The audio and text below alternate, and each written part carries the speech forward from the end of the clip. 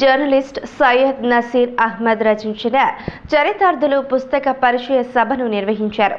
ఈ సందర్భంగా రచయిత నసీర్ను శాసనమండలి సభ్యులు కెఎస్ లక్ష్మణరావు దుస్సాలువాతో ఘనంగా సత్కరించారు.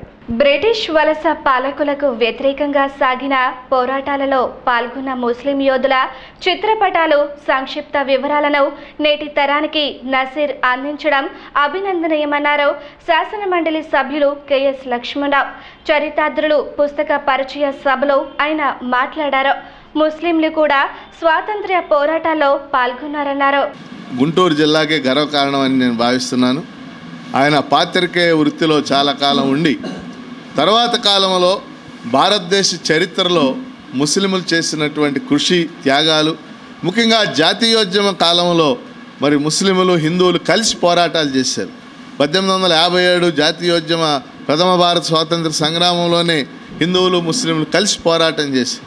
కానీ తర్వాత బ్రిటిష్ వాళ్ళు చరిత్ర రచన వలన కానీ, విభజించు పాలించు సిద్ధాంతం వలన కానీ హిందువులు వేరు ముస్లింలు వేరు అనేటటువంటి ఒక అంశాన్ని వాళ్ళు ముందుకు తీసుకొచ్చి మనం వేరు చేశారు.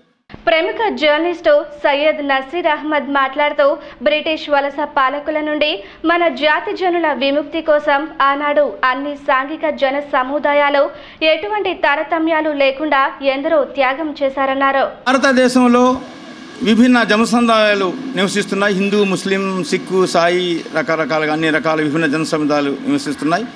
ఈ జన సముదాయాల మధ్య ఉన్నటువంటి ఒక సామరస్య భావన, ఒక స్నేహ సంబంధాలు మరింత పటిష్టంగా నేను అంటం లేదు, మరింత పటిష్టం కావాలన్న ఉద్దేశంతో నేను ఈ కార్యక్రమాన్ని ప్రారంభించాను. అది ఎలా అంటారంటే, ఏదైనా ఒక జాతి జనం యొక్క త్యాగాలు, ఆ జాతి జనం యొక్క కృషి మిగతా జన సముదాయాలు తెలుసుకున్నప్పుడే ఆ కృషి, ఆ త్యాగాలు చేసినటువంటి జన సముదాయాల పట్ల ఒక సదవగాహన, ఒక సద్భావన, ఒక సహేతుకమైనటువంటి ఒక విమర్శనాత్మకమైనటువంటి ఆలోచనలు వాళ్ళలో కలుగుతాయి. కార్యక్రమంలో టీడీపీ నాయకులు లాల్ వజీర్, హకీం, న్యాయవాది వైకే తదితరులు పాల్గొన్నారు.